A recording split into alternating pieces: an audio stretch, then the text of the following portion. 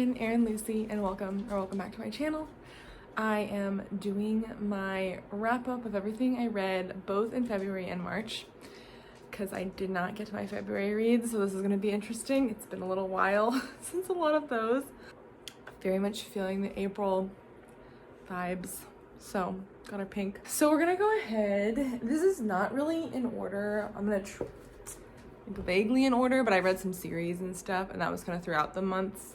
So I'll start with the Tea Dragon Festival. So this is the second in the Tea Dragon Society, and it is these graphic novels that are freaking beautiful, just like so gorgeous. Little characters, and it's all about these tea dragons. So they're based on different types of teas, but they're cute little dragons, and they're humans and like adventurers, and some not humans. So they like go on adventures and do different things. I highly recommend it. The art is absolutely gorgeous, and the writing is beautiful too, and it's just like so wholesome and cute, wonderful. Highly recommend. And this is the second one. I have one left, the third one, so I will probably read that in the next month because I can't help myself. I've been like trying to stretch it out because I love them so much, but there's only 3. So yeah, the Tea Dragon Festival. Next, I have been reading quite a bit on Kindle, or on my iPad, but on the Kindle app, and I read Zodiac Academy Fated Throne. I had mentioned in my, I think, January wrap up, because I read like the first 5 in January. Got super into the series, and I still really love it, but I will say it feels like it's kind of dragging on longer than it should be. We still haven't got to like the final conflict. Sorry, my dog is barking. So there's still like a lot to go, but it just like feels like it's becoming longer than necessary. Still really like it though, and very excited to read more. I'm about like 3/4 of the way through the 7th one. It's confusing because there's a lot of like novellas and short stories and other things like that. Right, this is why you keep getting confused. So book 9 is technically The Awakening, the first one from the guy's like perspective. It's like throws me off, but I'm technically on, or maybe like 2/3 the way through book 7, which is Heartless Sky. And then there's one more, Sorrow and Starlight, that's like super long. I think it's over 1,000 pages. So I'm kind of just taking my time now because it just feels like it's dragging on a little bit. Okay, next up is Beartown by Fredrik Backman. And I really enjoyed this book. It is same author as A Man Called Uva. Anxious People, and I really loved reading his stuff. Beartown was a little different though. It was a little bit darker. It has to do with this small town, and they're like this town that's like really based around hockey. This like high school team, and they like are really good and have players that feed into professional leagues. Yeah, it was really good, except I will give a warning that it kind of surrounds a sexual assault case, and it is really dark at times, but I also thought it was really good.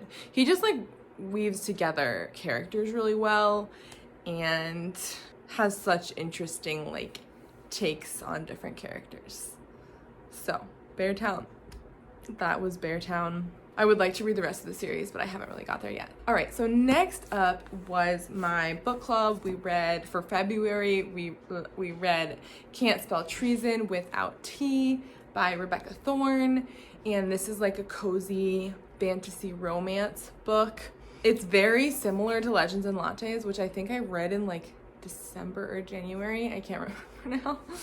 But this one has to do with Raina and Kianth, I guess. In this book, they're like already in a relationship, and Raina is in like the Queen's Guard and decides to leave the Queen's service, but she doesn't leave with the blessing of the Queen. She just like leaves. And Kianth is the Arcandor. She's like the most powerful magical person, I guess. And she gets called on to go like save and like help things. And she gets called on like by this like inner power, like she's called from within. I don't really know how to explain it, but yeah, so they decide to move to this small town because they can't really be together publicly.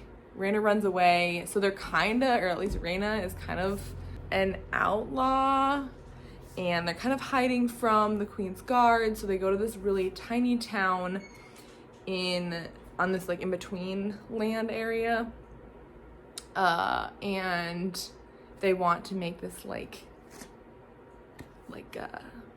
tea shop and bookshop. One of them really loves like tea, really wants to make a shop, and the other is like really into books and wants to bring books there. So it's very cute, very cozy, very similar vibes to Legends and Lattes, although I will say the stakes felt higher. Like there was more action in this and more plot, I guess. Like there was like more going on in the town with both the characters. The stakes were higher.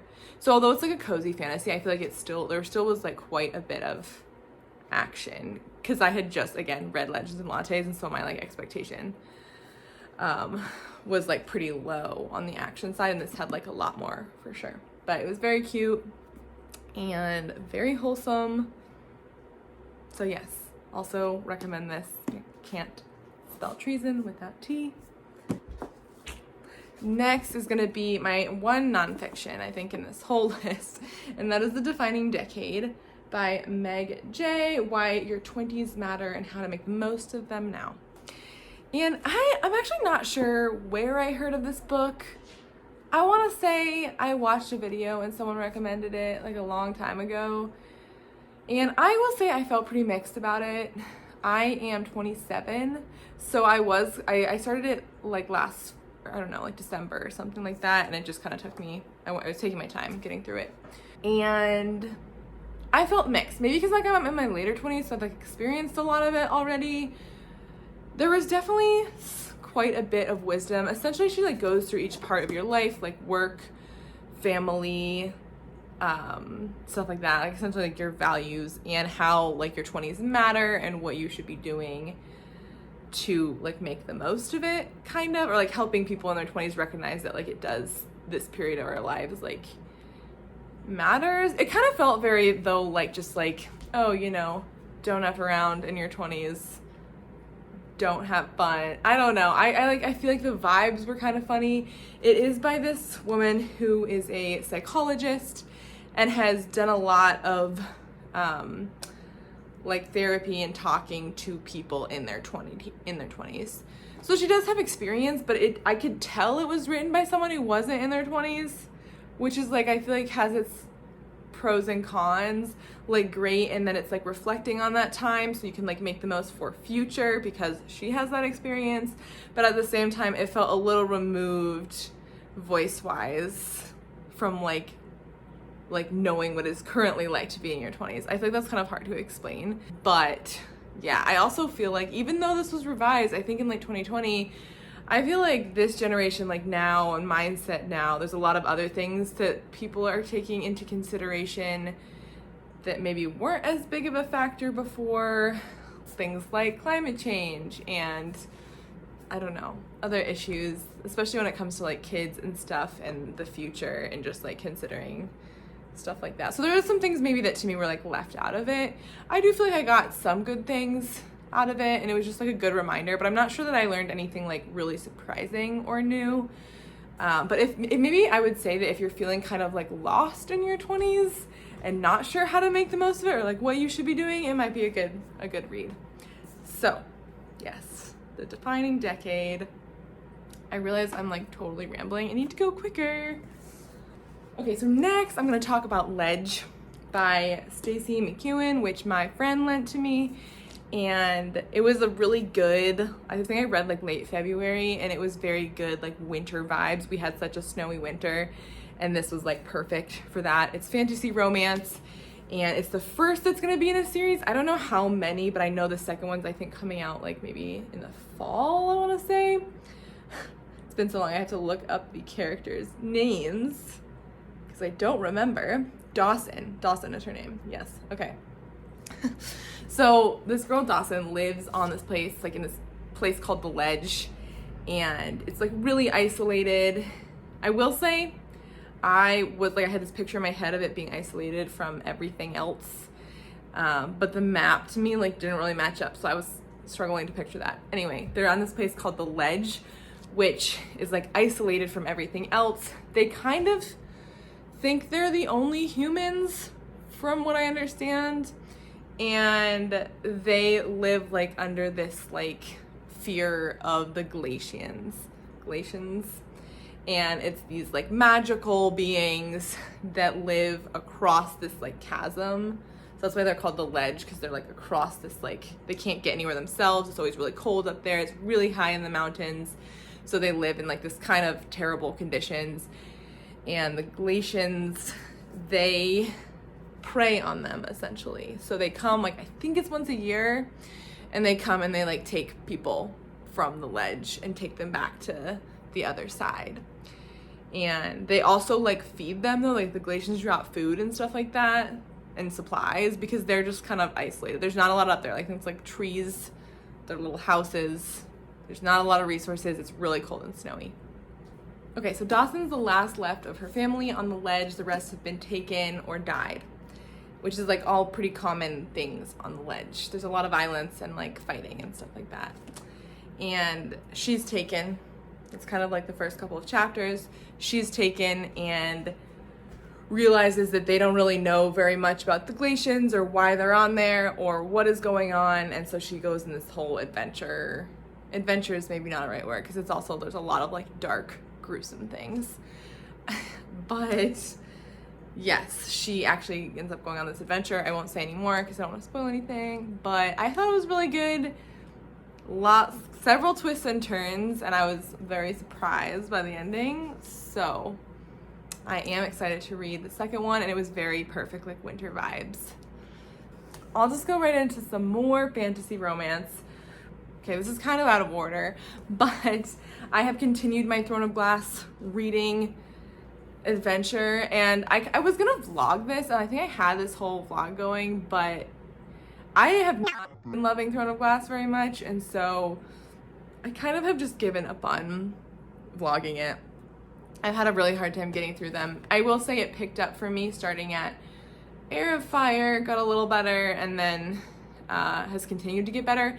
And then this so I did the dual read. So this is Empire of Storms and Tower of Dawn, which I believe is like 6 and 7.